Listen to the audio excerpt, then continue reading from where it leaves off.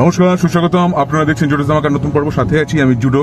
আজকে বেশ অনেকদিন পরেই আমি দেখতে যাচ্ছি রাজ চক্রবর্তী পরিচালিত নতুন ছবি বাবলি, যেখানে নাম ভূমিকায় অভিনয় করেছেন শুভশ্রী, অভির ভূমিকায় অভিনয় করেছেন আবির চট্টোপাধ্যায় এবং বুদ্ধদেব গুহর বিখ্যাত উপন্যাস অবলম্বনে তৈরি হয়েছে এই ছবিটি। এছাড়াও অন্যান্য ভূমিকায় আছেন সৌরসেনী মৈত্র এবং আরো অনেকে।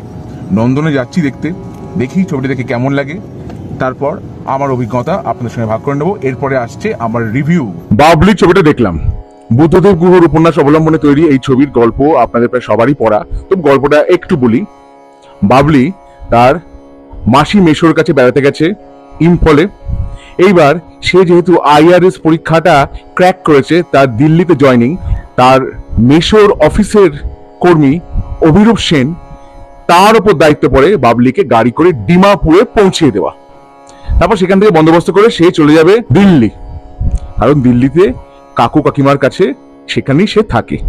এবার রাস্তার মধ্যে যেতে গিয়ে যে বেশ একটু রোমান্টিক আবহ, হাসি মজা ইত্যাদি সবকিছু মিলিয়ে বুদ্ধদেব গুহ লিখেছিলেন এই উপন্যাসটি। মূল উপন্যাসটি লেখা হয়েছিল 80 দশকে, আর এখানে ছবিতে দেখানো হয়েছে 95 সাল। বাবলি এবং অভিরূপের জীবনে প্রবেশ করে আরেকজন ব্যক্তি, বাবলিরই বন্ধু ঝুমা বোস, বিমান সেবিকা। ঝুমা বোস এবং বাবলির চেহারার মধ্যে অনেক পার্থক্য আছে এবং একে নিয়েই শুরু হয় বাবলির মনের মধ্যে নানা রকম তোলপাড় তোলপাড় তোলপাড় ইত্যাদি। এরপরে কি হলো জানবার জন্য আপনাকে 2 ঘন্টা 14 মিনিটের এই ছবিটা দেখতে হবে। আপনি যদি উপন্যাসটা পড়ে থাকেন, তরতর গতিতে লেখা একটি রোমান্টিক কমেডি জনরের উপন্যাস, কিন্তু আপনি যখন ছবিটা দেখতে শুরু করলেন, শুরুতে হয়তো ভ্রমণের সময়টা কিছুটা খারাপ লাগেনি, তারপরে আপনার মনে হলো ছবিটা কখন শেষ হবে। উপন্যাসটা যারা পড়েছে তারাই সেই আগ্রহে দেখতে যাবে যে ছবিটা বড় পর্দায় কেমন লাগবে দেখতে, কিন্তু সেটা সুখকর হয়নি, কারণ বাবলি নামের প্লাস সাইজের ভদ্রমহিলার চরিত্রে শুভশ্রী গাঙ্গুলিকে একেবারেই মানায়নি। তেমনই মানায়নি অভিরূপ সেনের মতো একজন রোমান্টিক চরিত্রে আবির চট্টোপাধ্যায়কে। এই চরিত্রে নেওয়া উচিত ছিল কোনো ফ্রেশ, কোনো দরকার হলে নতুন মুখ, একদম নতুন, খুঁজে পেতে নতুন মুখ নেওয়া উচিত ছিল।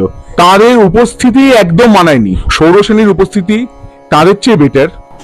তবে তাঁর উইগটা দেখে মনে পড়েছে আবার প্রলয় ওয়েব সিরিজের কৌশানী মুখার্জির উইগের কথা। আর ছবিতে ঝুমার এই ভঙ্গিটা দেখুন, দেখে কি আপনার মনে পড়ছে না মার্গো রবি অভিনীত বারবি ছবির সেই দৃশ্যর কথা? আবির চট্টোপাধ্যায় এবং শুভশ্রী দুজনে ভালো অভিনয় করেছেন, কিন্তু তাঁদের এই চরিত্রে মানায়নি। সৌরসেনী মৈত্র তাঁর চরিত্রকে রূপায়িত করবার জন্য চেষ্টা করেছেন। কৌশিক সেন এবং রেশমি সেন তারা যথেষ্ট প্রাণবন্ত উপস্থাপনের চেষ্টা করেছেন। বাবলির মাসি এবং মেশোর চরিত্রে সোহিনী সেনগুপ্ত ও সন্দীপ ভট্টাচার্য সম্বন্ধেও একই কথা বলা যায়। ডিওপি হলেন মানস গাঙ্গুলি এবং সম্পাদক হলেন সংকল্প ভৌমিক। ইন্দ্রদীপ দাশগুপ্তর সুরে অনেকগুলি গান আছে। গানগুলি আলাদা কিছু মনের ওপর প্রভাব ফেলতে পারেনি। ছবিতে গোয়েন্দার উল্লেখ এসেছে ফেলুদা ব্যোমকেশের কথা, তবে তার সাথে যে বুদ্ধদেব গুহর বিখ্যাত সৃষ্টি রিজুদার কথা বলা হয়েছে সেটা দেখে বেশ ভালো লাগলো। এইরকম ধাঁচের কাহিনী নিয়ে সারা পৃথিবীতে কিন্তু অনেক কাহিনী, নাটক, সিনেমা অনেক লেখা হয়েছে। নায়ক নায়িকার উপস্থিতি যদি অন্যরকম হতো তাহলে কিন্তু এই ছবিটা জমে যেত। সিনেমাটোগ্রাফি ভালো। রাজ চক্রবর্তীর আগের ওয়েব সিরিজ আবার প্রলয় যেমন এন্টারটেইনিং ছিল, বাবলি ঠিক তার উল্টোটা। এইবার বাবলির ছবি মুক্তি পেয়েছে কোন সময়? যখন আমরা এক ভয়ঙ্কর সময়ের মধ্যে দিয়ে যাচ্ছি, আরজিকর কাণ্ডের সময়, এবং বলা হচ্ছে যে বাবলি চলেনি, এই কারণেই মানুষ হলে যাচ্ছেন না বলে। বাবলি ছবিটা যদি অন্য সময় মুক্তি পেত তাহলে মানুষ কতটা গ্রহণ করতেন সে বিষয়ে আমার ঘোরতর সন্দেহ আছে। আমি এই ছবিটা দেখতে গিয়েছি, যেহেতু আমাকে রিভিউ করতে হবে, তাও অনেকদিন পরে দেখলাম ছবিটা। আমি নন্দনে দেখেছি।